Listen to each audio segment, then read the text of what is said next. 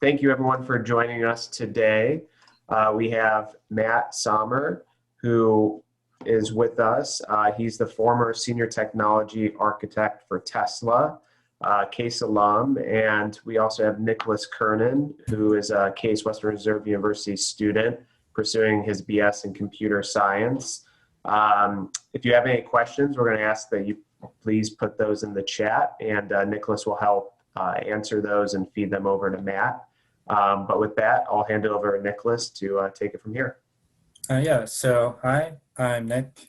I'm going to be the moderator today. I'm a sophomore. I'm majoring in computer science. I also currently have a job at Roadprints, which is a startup company. And what they're pretty much trying to do is automate road paintings, like a right turn arrow on a street.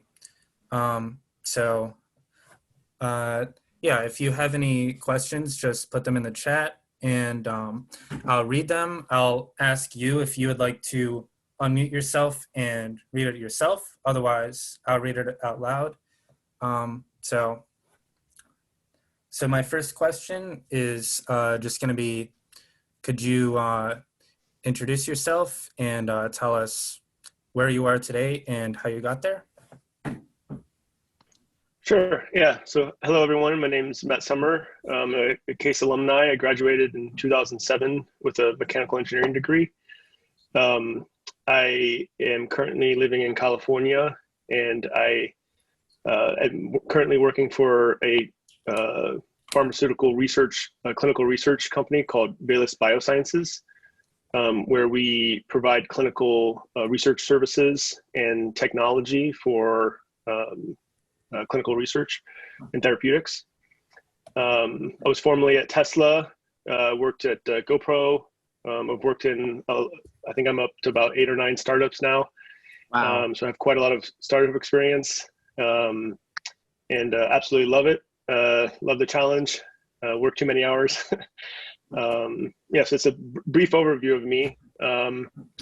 And, to answer the question, how did I to get where I am today? I actually really enjoy that question because when I started at Tesla, one of the kind of the interview requirements was that you had to write 2 essays, 500 words each.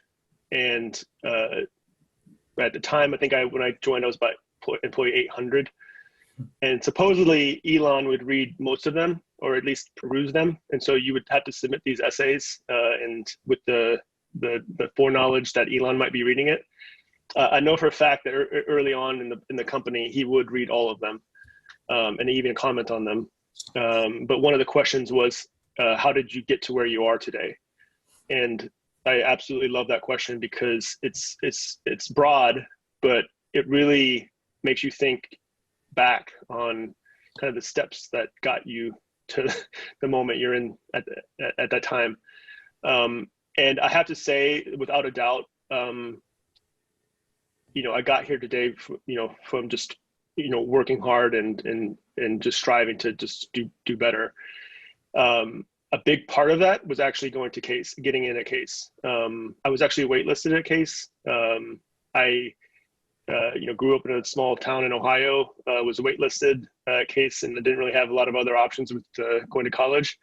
And I got in, and barely. And so I was very fortunate. And, while I was at Case, I had to work really hard to make sure I got good grades. And, to be blunt, I wasn't an A student, I was a B student. But part of that, me having to work hard then, kind of reinforced me having to work hard later in my career.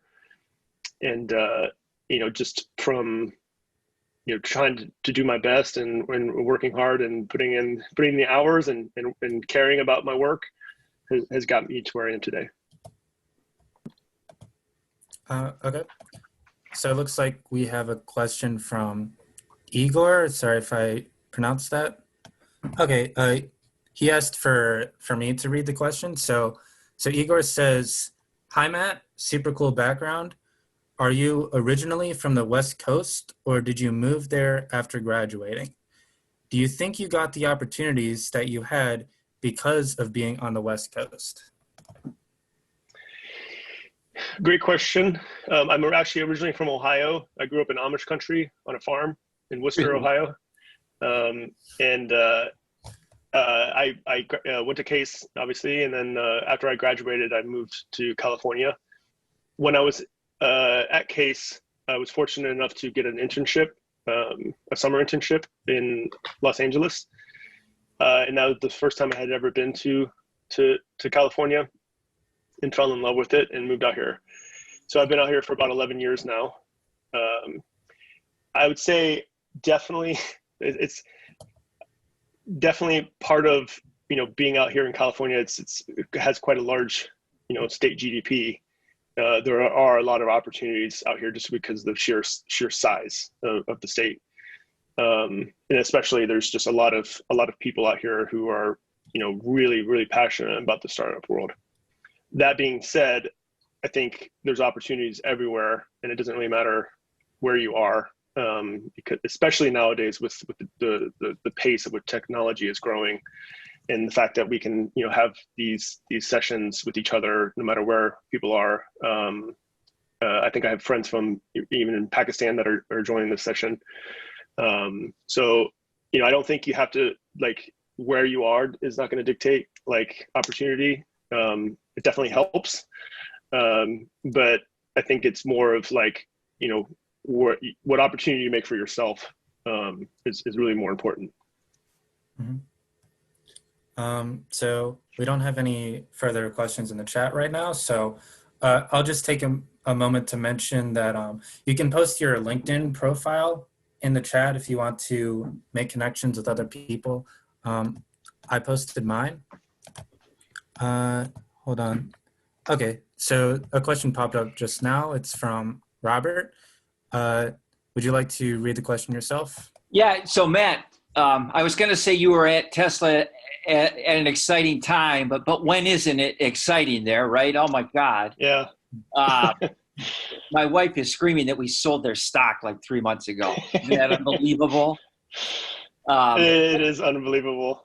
But so you were there as a senior technology architect. Could you tell us what you did in that position? Yeah, so my degree is in mechanical engineering, and after I graduated, I got a job in basically a software company that developed mechanical design software. It's called CATIA. So I was a consultant for multiple companies working on CATIA, and Tesla uses CATIA for doing all their 3D modeling of the vehicle, so their 3D design. And so that kind of helped me get a job at Tesla, was working on their 3D modeling software. So I was responsible for CATIA, a lot of the 3D tools that the company used. And definitely I was there at an exciting time, because when I got there, they were transitioning from the Roadster, which was their first car, which was more of a kit car that was not really meant to be mass produced.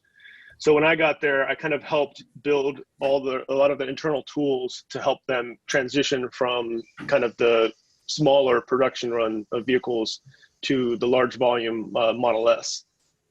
And so and one thing I want to be clear on is there was a team effort. We had a fantastic team of people that was working on these systems, but I helped with the 3D modeling tools, the document revisioning tools, so revising specifications, and one of probably the proudest thing I did was work on some of our productivity tools there.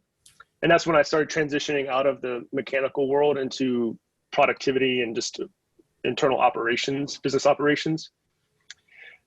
They use a tool called Jira, which some of you may have heard of. I'm a huge fan of it. But I was responsible for basically growing that tool from being used by a small group of teams to basically being used by all of vehicle engineering, all of manufacturing, all of design. And that's where I really started branching out in my career. And it was something that wasn't, wasn't asked for me to do. It was actually outside of my job description, and my boss actually got, I think, a little angry at me. But I helped set up a lot of the productivity systems and the way that the teams collaborated and worked together, especially since Tesla is such a global team and have so many different facilities now. I helped set up the way that they all work together and how the teams coordinate themselves. Huh. And why did you like that role as opposed to more of a mechanical engineering role? It gave me the opportunity to see a bigger breadth of the company. I started when I first got to Tesla, and I was working a few years, doing the CAD and the what's called PLM, product lifecycle management. It was great, and it was good opportunity to learn how you use documents, or how people collectively develop IP with specifications and documents, because there's a lot of IP in these documents that you create. That was fantastic, but I wanted to branch out, and I wanted to see a bigger breadth of operations of the company. And so it gave me that opportunity to do that, because I got to interface with, I don't know, 100 teams and learn how each of those teams worked, and then try to understand how an individual team would work, how a functional unit would work, and then I would try to understand how that team could then work with another team that's a different function, but they have to work together somehow. So I just wanted to expand that. And honestly, talking about the Tesla stock, I left in 2015 because I wanted to get into entrepreneurship, and I wanted to start companies and challenge myself in ways that I wasn't, getting challenged at Tesla. And so I left. And I absolutely don't regret it, because I've learned quite a lot about startups and entrepreneurship and experience I wouldn't have gotten. But the stock price definitely hurts a little bit. Oh, yeah. Okay, so now that you've moved on from Tesla, why don't we take a moment to talk about what you're currently doing, which is you're at Veale Bioscience. So why don't you take a moment to explain what it is that you're doing there and why their mission inspires you? Yeah. So I recently joined Veale in April. It's we work in the life sciences. We work in the clinical research, specifically more around more like rare or orphan diseases.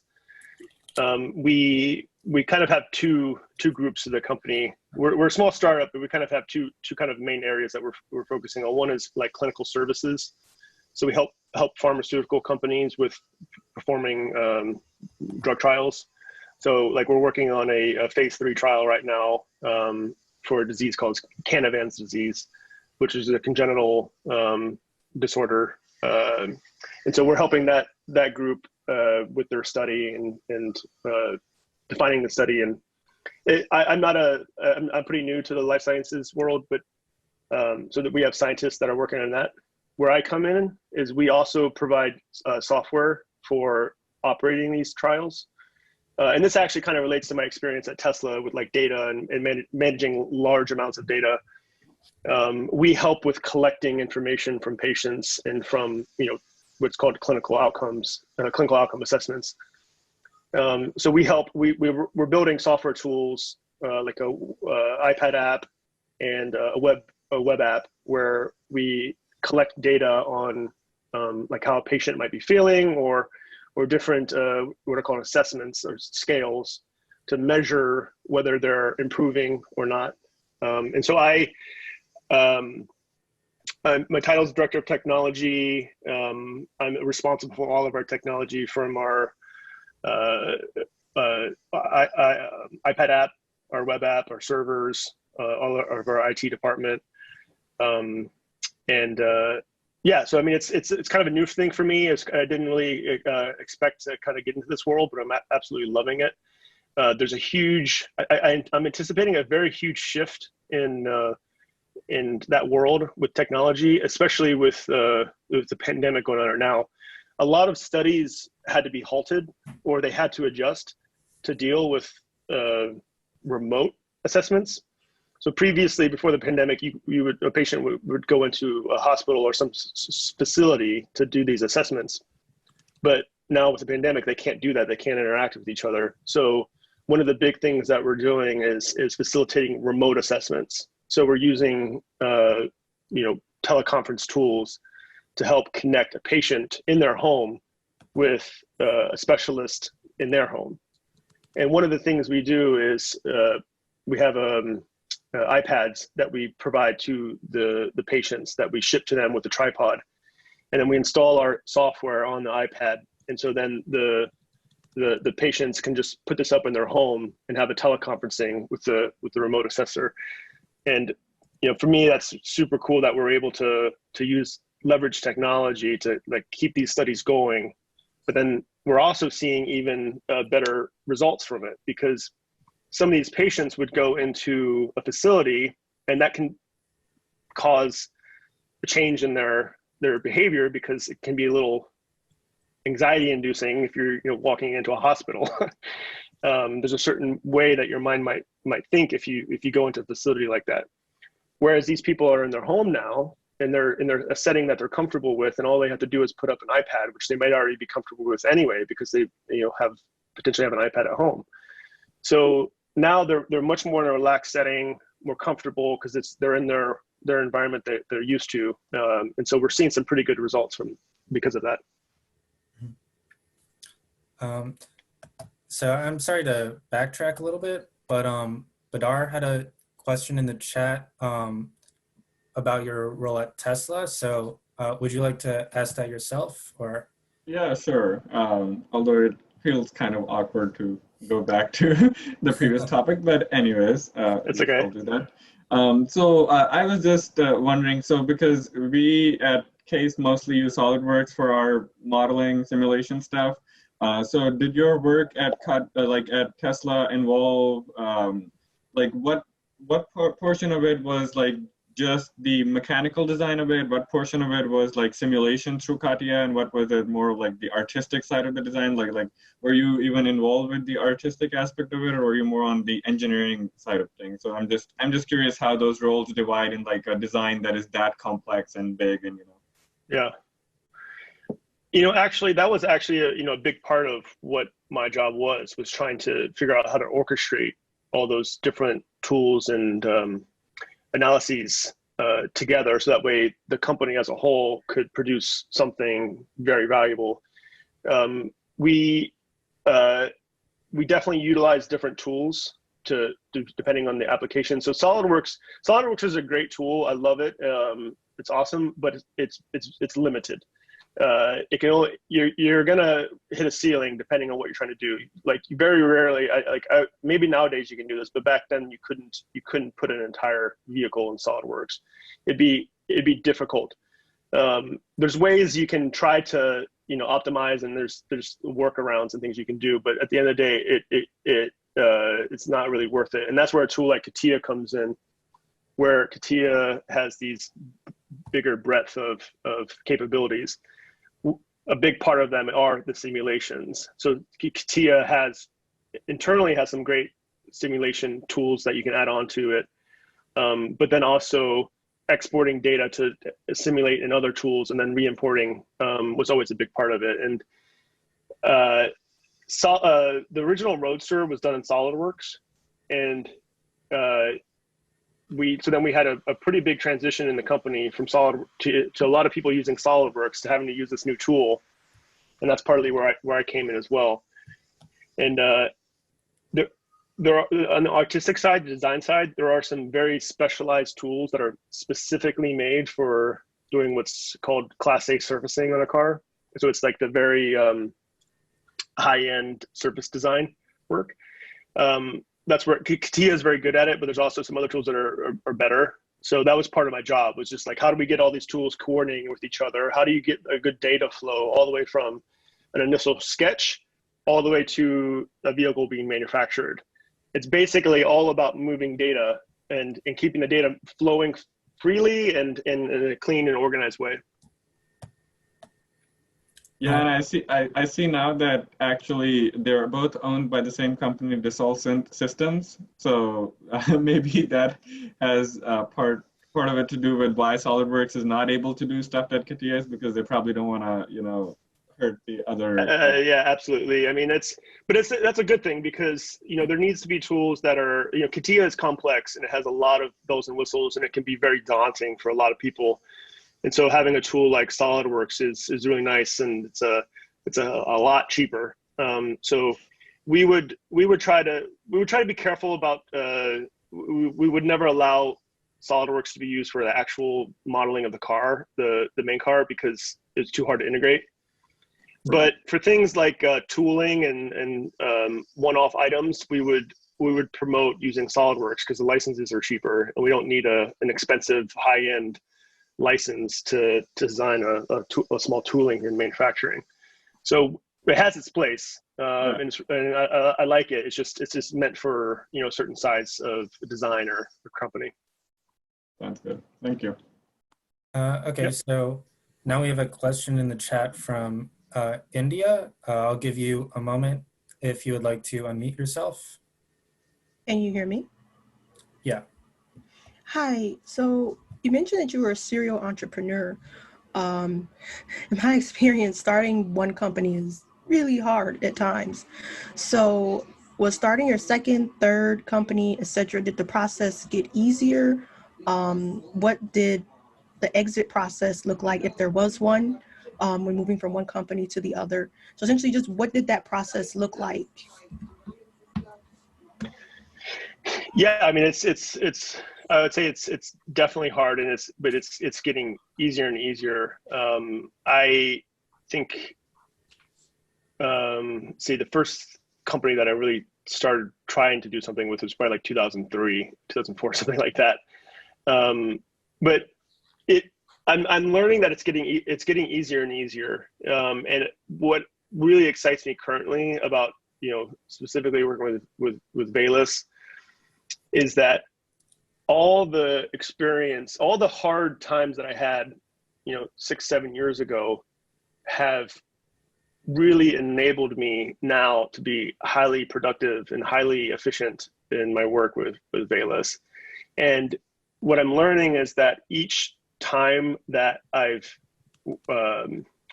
gone out of my way to work hard and work on something that's nights and weekends, that's better enabled me for the next thing, and it keeps building on itself. And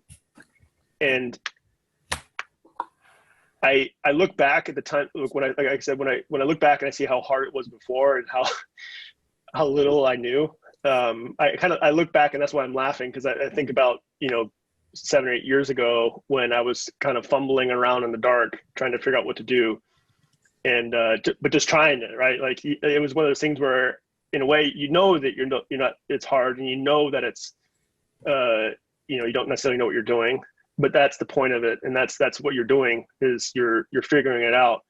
And I haven't had a full exit from a company that I founded yet, but I know that based on, it's a matter of time, because I know each time that I do this, I've learned what not to do and what to do, and it's helping me the next thing. It's helping with the next thing, and I can just see it compounding now. And so my recommendation to you is that, yeah, it might be hard and you may not know what you're doing, but just keep doing it, and keep trying, and be okay with that fact that you don't know what you're doing, because a lot of other people don't either. And the point is that it's a journey, and you're doing it for the journey as well as the destination. Okay, so it looks like we have another question from Mesbal. Sorry about your name. I'll give you a moment if you would like to unmute yourself. Thank you, Nicholas. Hi, Matt. I had a question about, it was something you said, that you provide iPad and tripod to the patient so that you have the telecommunication. I was wondering, like, that also brings some challenges, like maintaining the cost as well as the price of the service that you are providing, as well as the patients might already be sick. So how do you deal with, like, helping the patients to communicate with the cost? Yeah, I mean, it's definitely something that, you know, we had to factor in, but with the shift to remote assessments, it's actually kind of a wash because you're actually saving money more on the clinical side. So there is a cost factor that has to be factored. That is, you know, in addition to the study. So it's not necessarily you know, the cheapest option, but in the grand scheme of it, it works out.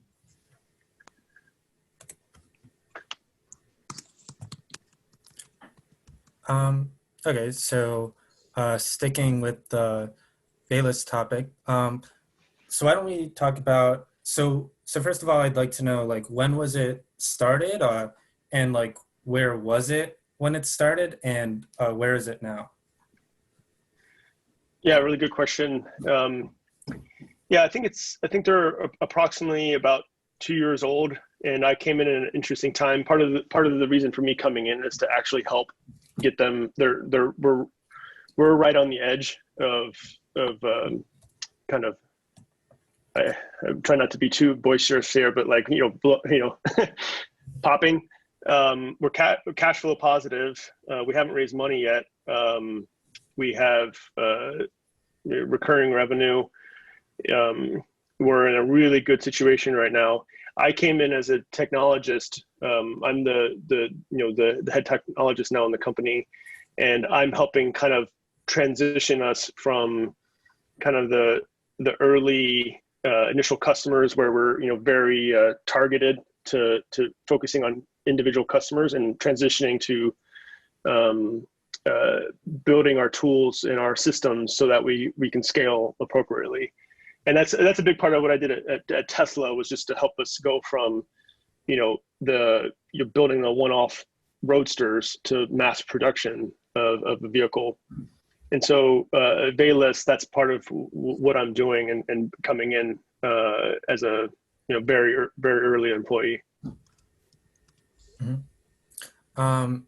And then another thing is, so obviously if it's 2 years old, then it had been around for a little bit before the COVID pandemic. So I'm wondering, like how bad was the shift? Like what changes did your company need to make, and how rough was that?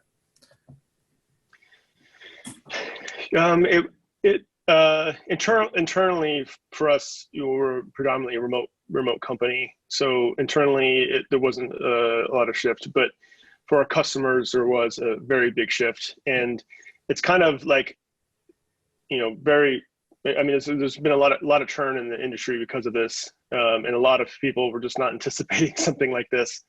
And so we're getting very heavily into like I said, the remote assessments and the telehealth and telemedicine. And I personally am anticipating a very big shift in the health industry and in clinical research because of this. It's accelerating everything just 10 times because, you know, having to use these telemedicine tools and these teleconferencing tools is just changing the way health industry works, because a big part of these tools is security and compliance with the data and the patient health information. So, you know, it's critical that we are able to implement these systems in a secure and safe way for our customers. Luckily, there's a lot of technology that's becoming available and maturing, that's really helping us kind of enable our customers to have this big shift to the remote world. And, you know, there's a lot of technology that's feeding in on itself that, you know, just for example, these conferencing tools, how mature they're getting and how fast they're changing because of the huge influx of people using them. And it's actually making my job a lot easier, because 10 years ago, when you'd have to try to, you know, explain a new tool or train someone on a tool, it could be quite difficult. Nowadays, people are getting so accustomed to technology and iPads and web conferencing tools that I'm amazed at how easy it is actually, and people are just getting it. Whereas like 10 years ago, it was a little bit more of a struggle. So luckily there's that, but it's been tough for a lot of people to do this shift. I also think that there's also a big change in the health industry just because of this data shift, that there's a lot more data available that can be used to do analysis that just wasn't there before. And so that's another good thing that's actually coming out of this. Okay, so there's a lot of ups and downs. Mm-hmm. It looks like we have another question from Badar, if you'd like to unmute yourself. Sure. Yeah. So given that you have a lot of startup and entrepreneurship experience, I myself am interested in going that route. So my question was that, so to somebody who's just starting out, would you recommend like just getting straight into developing your own startup right off the bat, or first, like, I guess you did something similar, is like getting experience with existing companies or existing startups first, and then look into going into something that's like your own, or like much more, you know, in the initial phases of development? So I think there's no right or wrong way to do it. So I think you can go either route, and there's ways to be successful in either direction. But I will say that in my experience, I think it was really valuable for me to go out into industry first. And I was particularly fortunate and lucky and worked hard to get a job at Tesla. And so having that opportunity to work there was profound. And so my recommendation would be to, try to find a very solid, good company that you can work at and learn. Like, because the biggest thing for me was learning from other people. I mean, the things that I learned from like the hardworking, innovative people that work at Tesla was just amazing. And I think about it, how fortunate I was to get that opportunity to learn from them. Like, learning from other people is one of the best things that you can do. So whether you're working at a large company and like going that route first, learn from the people there. If you're starting a company and, going from scratch first, right out of the bat, talk to people, learn from other people. It's harder because you're going to have to network, and you're going to have to go to, these sessions or meet up with people, but you need to talk to people. You need to bounce ideas off of them. You need to,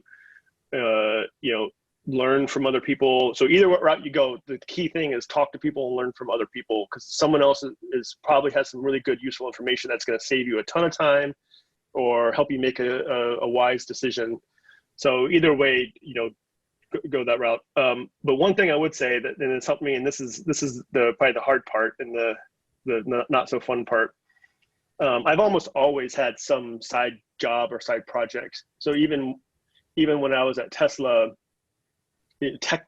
technically I was only a contractor at GoPro, but I was moonlighting. So like, I would be at Tesla during the day, and then I would moonlight at GoPro at night, and in the evenings. And just as a contractor, just doing some help, helping out with some things. But just having that, and then also I, had a startup on the side too while I was at Tesla. So my recommendation would be, if you can handle it, is get a full-time job where you're learning a lot, but then maybe start a side project and just build it over time. And be willing to invest 3 or 4 years into it, to take your time and learn on the side. Having two things going on, or two projects, has always been so helpful for me to learn. And then I feed back into things that I learn on my side projects into my main job. And it's always been helpful. Sounds good. Thank you.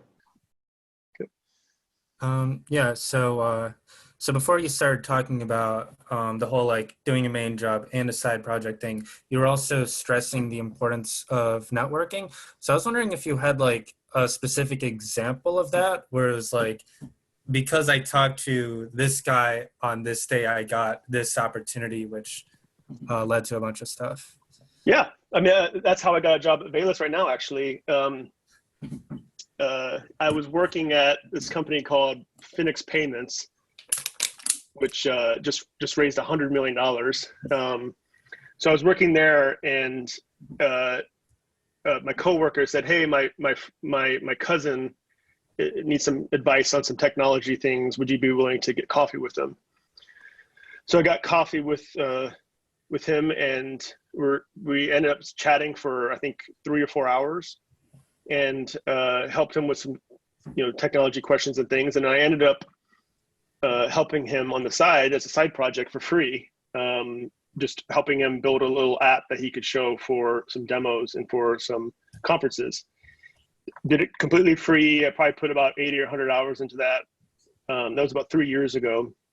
And, fast forward to this year, and because of that work, they reached out to me when they're like, we're in a situation where we need a technology specialist. We're growing, and we have customers now, and we have revenue, but we need someone who's really deep into technology. And then that's how I got this job.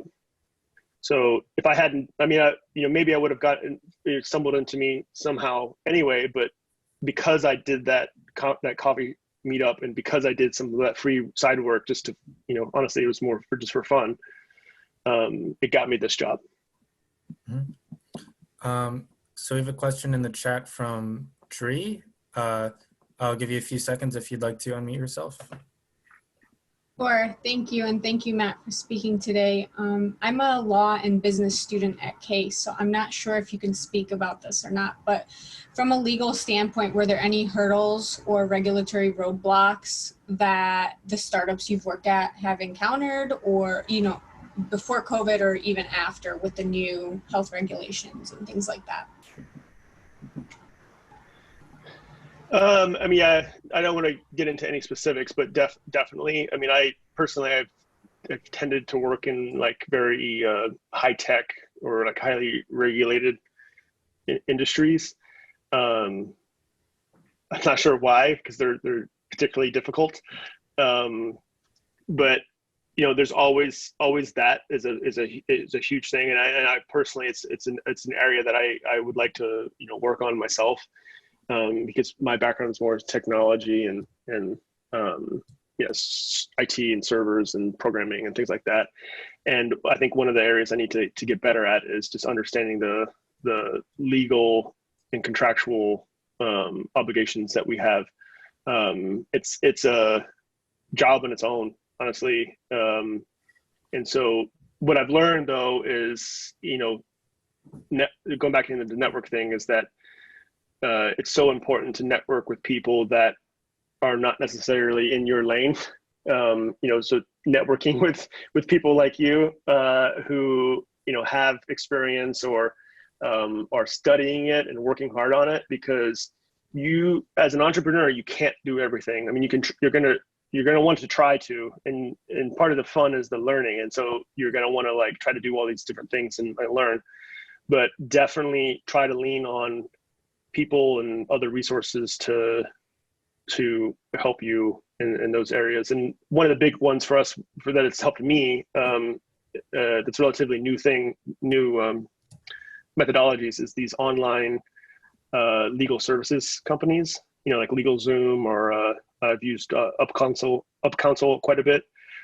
Tremendously helpful. It really helps me feel like I've covering my bases, because I can post a job, to write a contract or an NDA or review a contract or anything, and then get a bid on it, and get a lawyer actually helping out. It's been tremendously helpful, and I highly recommend it. Okay, so now we have a question from Robert. Hey, man, it looks like quite a leap from electric cars to pharmaceuticals. Was it for you? Yes and no, actually, particularly because what we're specializing in is data collection and data management with our software. And what's actually kind of interesting to me now that I'm getting my feet under me in this world is seeing the similarities in how we manage data at Tesla and how we're trying to manage data for our patients. It particularly because I'm working in computer engineering and working on computer systems, data systems, the transition for me has not been so bad. I think if you were a different type of role, a different type of if you had a different career, it might not be so easy. Because obviously, if I was designing doors at Tesla, transitioning to pharmaceuticals would probably just not happen. Okay. Well, I understand. So you were president of your frat at Case? Yep. I wonder if that has anything to do with your kind of like interest in seeing how the whole orchestra works. That's awesome that you brought that up, because absolutely, working in a fraternity, and specifically just not even just being president, but like having some sort of leadership role at a fraternity was absolutely helpful in my entrepreneurship endeavors and business endeavors, because there's social fraternities, but there's structure to the organizations, and there's bylaws and leadership hierarchy, and that was tremendously helpful for me to learn how to organize people, because a big part of founding a company is understanding how people work together and how they are organized. You might have some idea that like some technology or some business model or something that's kind of new and interesting, and that's great, but at the end of the day, you need people to implement it and operate that company. And so being involved in the fraternity was so helpful to like understand how to get people to work together, and it was really good that that the fraternity system at Case was, in my opinion, really good. I enjoyed it, and I think I look back fondly at some of the experiences that we had, as like with Greek Week and things like that, and it was a really good experience. Okay, so before I get back to the chat, I'd like to stay on this leadership topic for a bit. So you've had a lot of leadership positions, especially at Tesla. So I was wondering, like, how did you establish yourself early on as a great leader? And what would you recommend for other people in this dialogue who also want to be leaders? Excellent question. Yeah. So, I mean, when I started at Tesla, I mean, with my time at Tesla, I was relatively, inexperienced and young person, right? Like it was my second job out of college. And starting there, I was, relatively young. So there was a certain place on the totem pole. Definitely, though, I'm a huge believer in leading by example and leading by example, in that there's different ways to lead, and there's different ways to get respect from people. And for me, it was always about working hard and trying to do the right thing. And actually, something I'm learning recently with some of the last few projects I've worked on is patience with people. I think it can be very easy to be judgmental or be upset if someone that you're working with is not maybe performing their best, or you think that you could do a better job, or someone else, well, that other person does it better than that person. Well, why don't we just get them to do it? You have to be patient. You have to understand that everyone is going through something, or someone hopefully they're trying hard, but you have to be patient with them and help support them to do a good job. It doesn't help if someone is assigned a task and they're responsible for completing that task. It doesn't help if you're negative about it or saying, like, well, I know better people that could do this, or whatever. If that person's meant to do that task, support them and help them complete that task. And if you know that they could be doing it better, give them constructive feedback in a patient and polite way to say, like, hey, maybe if you did it this way, it'd go a little better, something like that. And part of being a leader is being patient and with those people, and they'll really respect you if you take an approach of helping them and supporting them versus being negative and saying, there's 100 negative things you could say. But the more difficult and better route would be to be patient and helpful and support them, and then they'll respect you for that, and then all of a sudden you're a leader, and you're people look to you then for advice, and look to you for your help and getting them through hard problems. So staying positive. So I'll go back to the chat now. We had a question from Chaitanya. I'll give you a moment.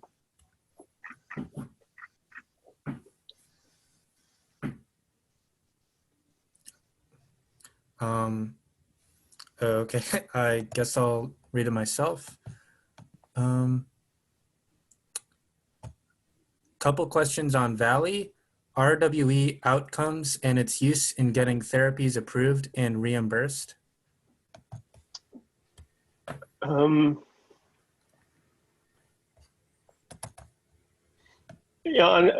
Honestly, I'm not sure I can really answer that, because a big part of what we do is just support the companies that are collecting these outcomes and assessing them and understanding if the efficacy of a therapy. So the company I work at, that's further down the line than where we're involved. What we do is help run an efficient study and then help make sure we collect data efficiently and electronically. So that way we have the data available to then, do analysis and analysis of the outcomes. So it's not really an area that we're in. Hello. Sorry, this is Chet. I'm back online now. That's a great answer, Matt, and this has been an excellent session so far. My question was focused on real world data and outcomes, and have you seen any practical applications for it? I know that Genentech and some of these bigger companies have used it in the past to reimburse some of their therapies and also potentially expand their labels and whatnot. So are you seeing any opportunities, especially something like the FDA being more open to accepting some of these outcomes data to, I don't know, maybe have like a control arm based out of real world evidence, or maybe even reimburse some of these therapies effectively? You don't have to be specific. I totally understand the nature of your job, but on a very high level, are you seeing any roadblocks and opportunities? Thanks a lot. Yeah, I'll answer a little bit more broadly, just because it's anything you mentioned FDA, it's a complex thing, and there's quite a lot of standard operating procedures of dealing with them, and working in this industry since it's so highly regulated. I think in broad strokes, I think that there is, and this goes back to what I was saying earlier, there's going to be a huge shift in the pharmaceutical and health world. I mean, this is kind of like obviously, but because of technology moving so quickly and the ways that computers can analyze data, we're kind of at an inflection point right now where the more traditional ways of collecting data, because previously the way to do it, and still is today, is use paper. And it's like literally you print out a form that asks question, like a questionnaire form, and you fill out that piece of paper and then you scan it.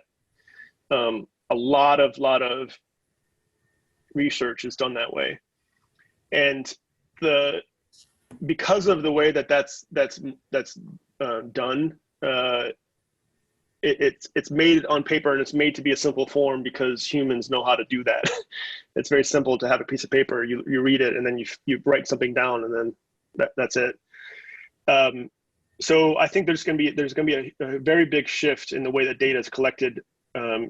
It's going to change the way that data is collected. So instead of collecting data on paper, it's going to be collecting data through video or audio, or different, and applying different machine learning or AI techniques.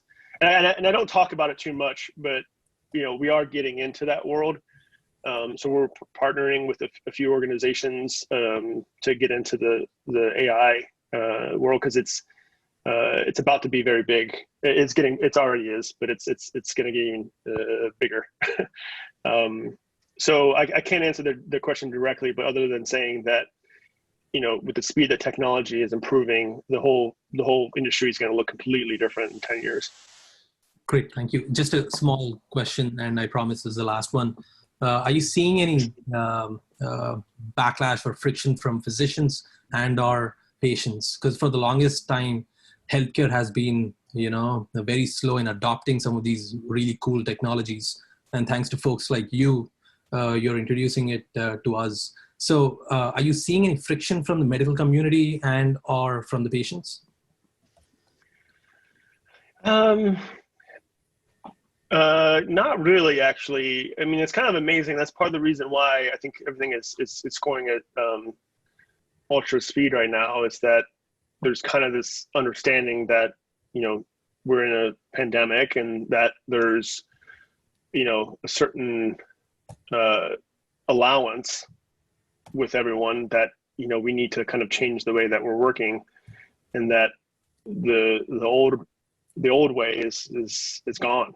And that, now it's time to learn these new tools. And I think we're to the point where, because of like Apple, iPads and Galaxy notepads and things becoming so ubiquitous, that people are getting much more comfortable with technology.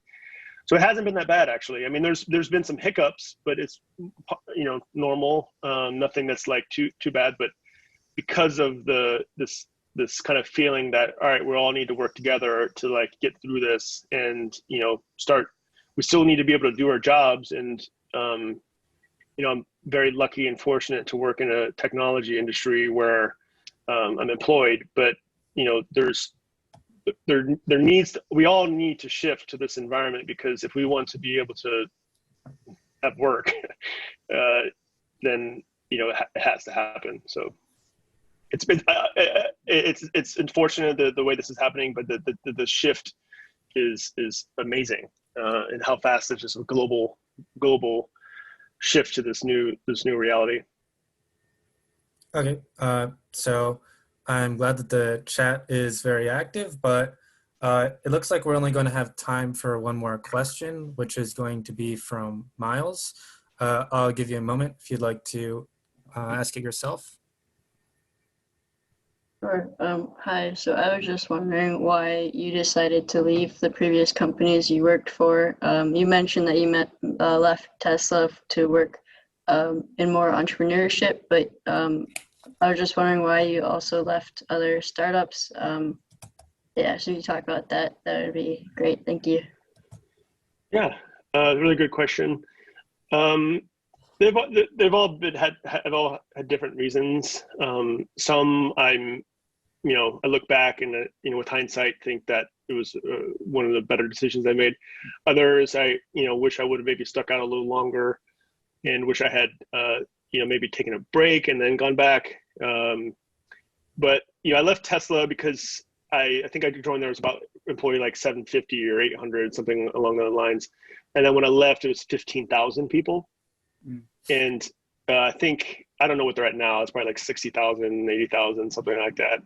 I don't even know. I shouldn't even guess.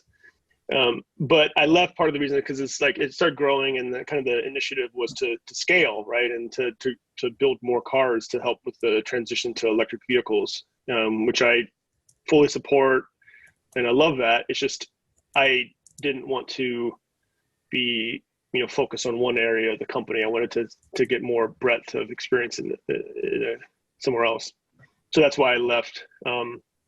Another startup was really exciting. Is actually with another case grad. That one was really cool, but he, had a day job that was a really good day job, and it was a side project for him, and he always wanted it to be a side project, where I was looking for more of a full-time thing.